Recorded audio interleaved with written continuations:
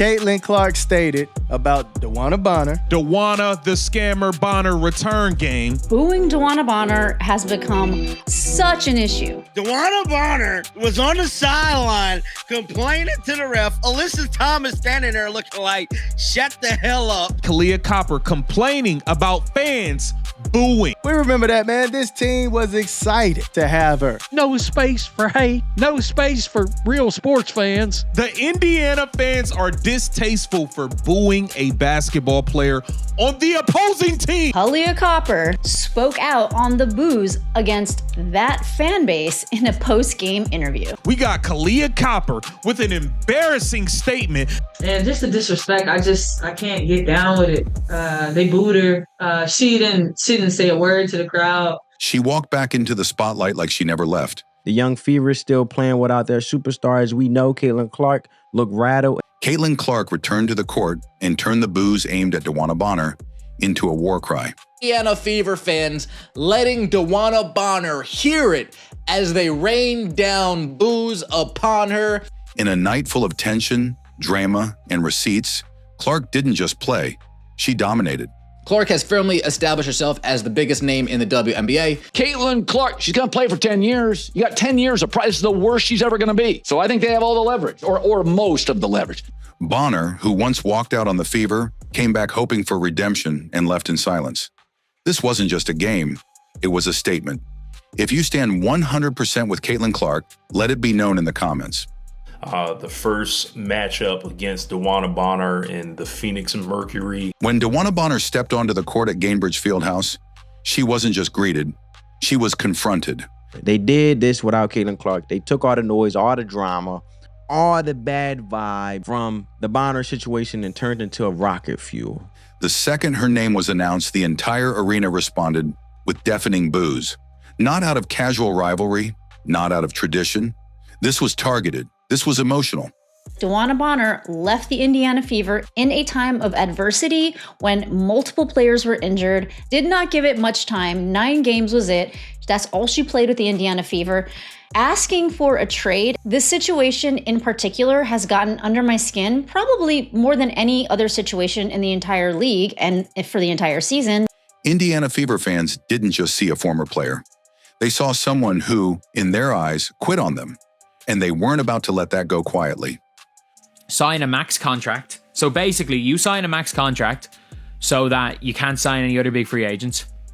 Then after 5 games, just say, I quit. What has DeWanna Bonner done for this league? Bonner's return wasn't supposed to be controversial. In fact, when she first signed with Indiana during the offseason, it was seen as a major win for the franchise. It just sounds very like I can get what I want when I want, and it doesn't matter what happens. The Fever were building a young, exciting core around rookie phenom Caitlin Clark, and Bonner, a respected veteran with championship pedigree, was brought in to bring leadership, stability, and maturity to the locker room. The Indiana Fever took on and defeated the Phoenix Mercury, and it was the first time they had to face off against DeWanna Bonner since she abandoned the team. It was supposed to be the perfect blend of past experience and future potential, but that plan fell apart almost immediately. After just 9 games where she frankly looked lost, averaging a measly 7 points and getting demoted to the bench, Bonner was suddenly out for personal reasons. In just 9 games with Indiana, Bonner looked completely out of place. She struggled to find rhythm, averaged a disappointing 7 points per game, and was quickly moved to the bench. On the surface, it looked like a bad fit, maybe even just a slow start. But then she disappeared. Alyssa Thomas was saying that she left to play for a real team. That's what she was saying to fans who were basically booing DeWanna Bonner. Citing personal reasons, Bonner stepped away from the team. The franchise didn't say much, but fans, reporters, and analysts all knew what was really happening behind the scenes. Bonner wanted out. And not only did she want out, she was selective about it. She wanted a new team. The Fever couldn't find a trade, so they just cut her loose. A few weeks later, guess where she lands? Right back with the Phoenix Mercury. Indiana reportedly tried to trade her, but couldn't find a deal that worked. Your agent is like, she's only going here. So you lose all leverage. And then she goes for nothing. And then that player goes for nothing. Her agent made it clear she would only play for one team, the Phoenix Mercury. And when no trade materialized, Indiana cut ties. Just like that, she was gone. The Indiana Fever welcomed back DeWanna Bonner with an enormous L. This WNBA showdown was about to be spicy. What has DeWanna Bonner done for this league? No thank you, no farewell, no acknowledgement of the fan base or her teammates. She just walked.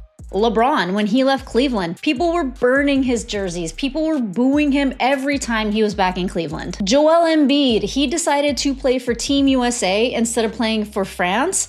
And he was met with boos because he apparently had said that he would like to play for the French national team, then decided to play for USA. There is a big lack of professionalism that is kind of embarrassing. Weeks later, Bonner resurfaced, right where she always seemed to want to be. Back in a Mercury jersey, reunited with her partner Alyssa Thomas. And when she walked into that arena again, Indiana fans were ready. They hadn't forgotten. They remembered the hype, the promises, the excitement when she signed.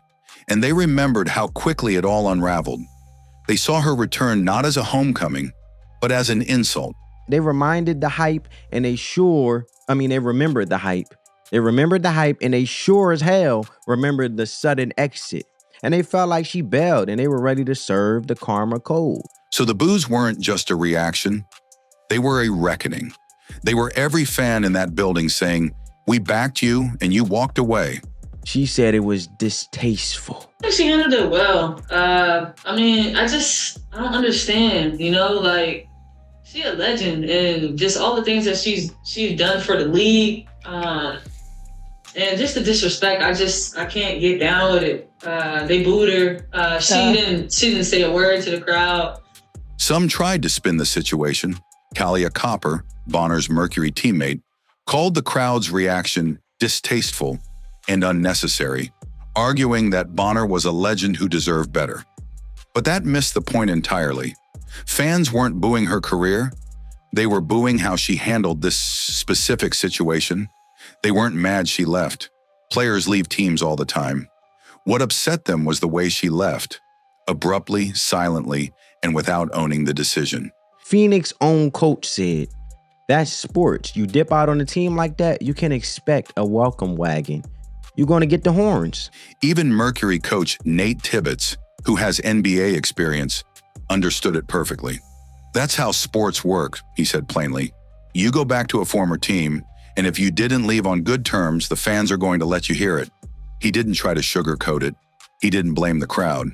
Because in sports, loyalty matters. And when it's broken, the reaction is loud. The irony? Bonner barely reacted. It was invisible. In 21 minutes, she took 4 shots and made 1.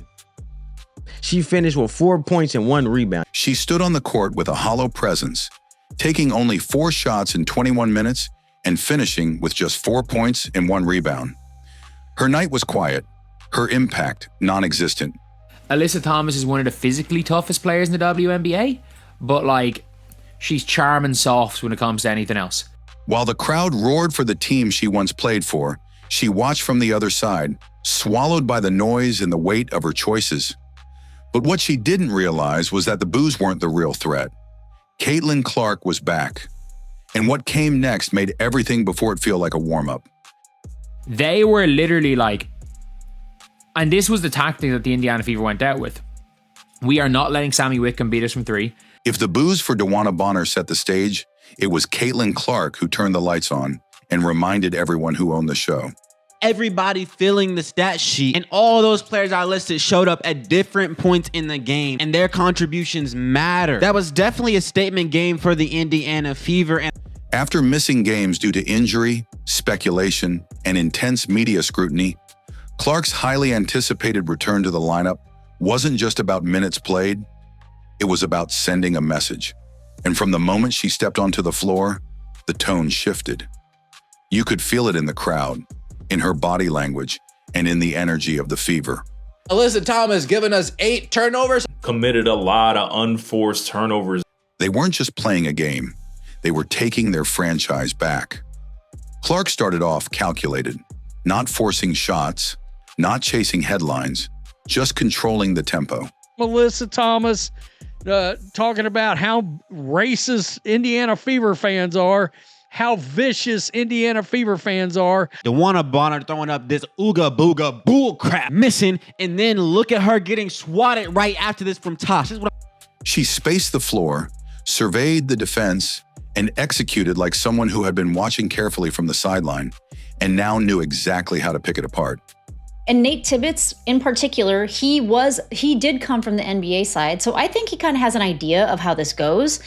And I'm actually really glad that he said that. I'm glad that he didn't make the entire organization look like, a bunch of soft, like, ninnies. Her vision was razor sharp.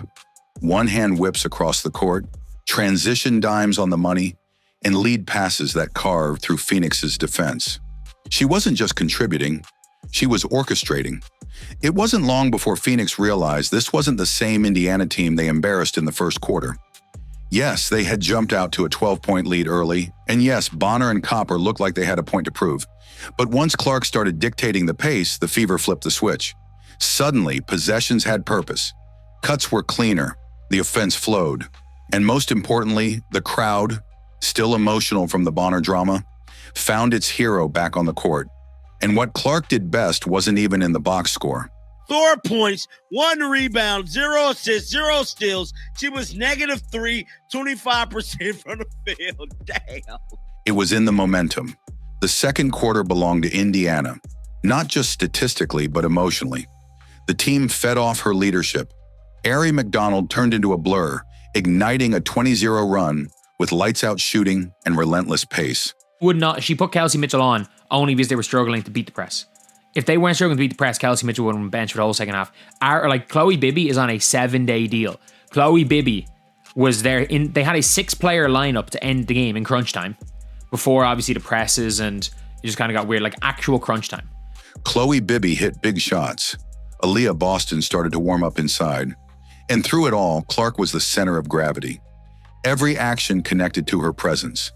That run wasn't just about points, it was about identity. For weeks, critics questioned whether the Fever were too reliant on Clark, whether they could win with her style, whether the media circus around her was helping or hurting, and here she was, silencing every doubt. And then DeWanna Bonner comes into the picture, turns out a fan, does a little thing where you tilt your head as you're saying something to the fan. Look, there's DB, boom, saying something to the fan right there. I mean, they cut off quick. The camera cut off quick. Don't get me wrong, but I found it. While Caitlin Clark led with command and purpose, DeWanna Bonner quietly unraveled in one of the most humbling performances of her career. What was meant to be her redemption night, a chance to show Indiana fans they had made a mistake, quickly became a public collapse. And the worst part? The entire arena was watching. And Alyssa Thomas, you do a lot of talking on the court, Alyssa Thomas. You do a lot of talking on the court. You do a lot of talking to the crowd. But if God forbid, somebody laughs at Kalia Copper's wig falling off, you got to get that fan ejected. Bonner looked lost from the start. Her body language was stiff, her movements out of rhythm, and her decision-making hesitant. It was invisible. In 21 minutes, she took 4 shots and made 1. She finished with 4 points and 1 rebound. In 21 minutes, she attempted only 4 shots and made just 1. 4 points, 1 rebound, no assists, no steals, no blocks. It was the kind of performance that doesn't just get forgotten. It gets remembered for all the wrong reasons. Fans didn't just boo her past actions. They now had a full game to justify those feelings. She didn't just walk away from Indiana. She walked into a disaster. While Bonner was fading into irrelevance, the Fever were catching fire. Aari McDonald, already lighting up the second quarter, continued slicing through the Mercury defense like a player possessed. Every possession became an opportunity to prove they didn't need Bonner. Did this without Caitlin Clark. They took all the noise, all the drama, all the bad vibes from the Bonner situation and turned into a rocket fuel. That in fact, they were better without her. And right at the heart of it was Aaliyah Boston. If McDonald sparked the fire, Boston poured gasoline on it in the fourth. With the Fever clinging to a razor-thin 2-point lead, Boston flipped the switch and went into full takeover mode. She scored the team's first 14 points of the final quarter, bullying her way through defenders, living at the free throw line, and finishing with a ferocity Phoenix couldn't match. It was raw, powerful, and symbolic. Boston, still early in her career, was doing everything Bonner failed to do as a supposed leader. Fever let her score 32 points. Other than the offensive rebounding points, the Fever, that was their game plan. She wasn't hiding. She wasn't passive. She was dominating. And while Boston imposed her will inside, Caitlin Clark continued orchestrating the chaos from the perimeter. Alyssa Thomas, and you look at the stat line, she had 32 and 15. There's nothing to take away. Her court vision stretched Phoenix's defense to its limit, forcing mismatches and feeding players in rhythm. Chloe Bibby, a new addition to the Fever, drilled a massive corner three after a perfectly timed pass. Sophie Cunningham just steps on the court or gets announced or anything, it's met with boos from the crowd. Sophie Cunningham, I'm assuming that she's being met with these boos because of her potential. Then came Sophie Cunningham, the team's enforcer and emotional anchor, who delivered the death blow. A dagger three with a foul for a 4-point play. We all know that if the Mercury won, Kalia Copper's ass would have been in the locker room and it would have been DB and Alyssa Thomas locking arms like this. We are here to face the media. We are here to take questions because we just beat the Indiana, but you guys lost. So you guys are just tucking your tail. The crowd exploded. The game was done. But it wasn't just about the scoreboard. It was about the symbolism. The Fever weren't just winning, they were making a statement. This was a team that had been dismissed, counted out, and mocked after Bonner left. Mental fortitude, that's mentally strong, not mentally weak. We could have went out and signed them to help us actually turn this team into a winning team. Try to help us build toward the future. A team that, without Clark for a stretch, had struggled to find their rhythm. But on this night, they didn't just rise. They erased every ounce of doubt. They proved that loyalty, effort, and grit mattered more than reputation. Bonner, meanwhile, could only watch. Her return, hyped by some as a veteran's comeback, ended with her being completely outshined. She wasn't just ineffective, she was invisible. Anyway, she got booed, and this is, of course, I'm not going to show this, but Alyssa Thomas, you see her there, she's turned, she's jawing. There she is right there. She's jawing with fans. Even her attempts to interact with fans turned awkward, with camera angles catching her appearing to say something in frustration to hecklers near the sideline. Alyssa Thomas, her partner and teammate, clapped back at fans from the bench, but even her own night was marred by turnovers and frustration. Look, men lie, women lie, numbers don't. Somebody said, I know the black supremacists mad as fuck. Oh yeah, they probably. The Mercury, rattled and emotionally drained, fell apart. And the numbers tell the story. Indiana scored 107 points, one of the highest totals in franchise history. 6 different players hit double figures. The opposing team is the enemy in sports. That's the way it works. I mean, seriously. And somebody said she's from Philadelphia? What? You're kidding me. Somewhere CDS podcast he's rolling around mad as hell. Boston finished with 22 points and 12 rebounds. 17 of those points coming in the fourth quarter alone. McDonald racked up 17 points. Bibby and Dantas contributed crucial buckets, and Cunningham brought the toughness every team needs in moments like this. Caitlin Clark always hugging her teammates, showing love. Now, let's get to the topic of the hour, and that is this damn footage I came across. So this is the footage. Right here, y'all. Look, I'm telling you, they're going to run with this one. On the other end, Bonner and Thomas offered little. Thomas had a solid stat line, but couldn't protect the ball, racking up 8 turnovers. Bonner's return wasn't just underwhelming, it was forgettable. The player brought in to stabilize Indiana months ago was now irrelevant in the face of a team that had grown stronger without her. This is funny. This is funny right here, guys. I can't even lie. This is super duper funny. DeWanna Bonner is cooked. She is cooked. What else? What else is out here, man? As the final buzzer sounded, Caitlin Clark and her teammates celebrated not just the win, but the message they had delivered. The Mercury didn't just lose the game. They lost their composure. They lost the battle of narratives. And DeWanna Bonner, who once envisioned herself leading a playoff push in Indiana, now had to walk off the court as nothing more than a footnote in a victory she helped set up by walking away. We knew it. I knew it. God bless it. I knew it. One of these dumbass players from the Mercury was going to get on a podium last night after the game in the post-game presser and talk shit about the Fever fan base. For the Fever and their fans, the night was more than satisfying. It was redemption. For Clark, it was a triumphant return. For Bonner, it was humiliation. And for everyone watching, it was unforgettable. She put Kelsey Mitchell on only because they were struggling to beat the press. If they weren't struggling to beat the press, Kelsey Mitchell would have been benched for the whole second half. Chloe Bibby is on a 7-day deal. Chloe Bibby was there they had a 6-player lineup to end the game in crunch time before obviously the presses, and it just kind of got weird, like actual crunch time. In a game drenched with drama, tension, and unfinished business, Caitlin Clark didn't just return, she reclaimed the narrative. She led with composure, outshined the noise, and reminded the league that this is her team, her city, and her moment. Meanwhile, DeWanna Bonner came back to the place she left behind and got a harsh reminder. You can't run from accountability. She was outplayed, outworked, and outclassed. Not just by Clark, but by a Fever squad that no longer needed her. Indiana didn't just get a win, they made a statement.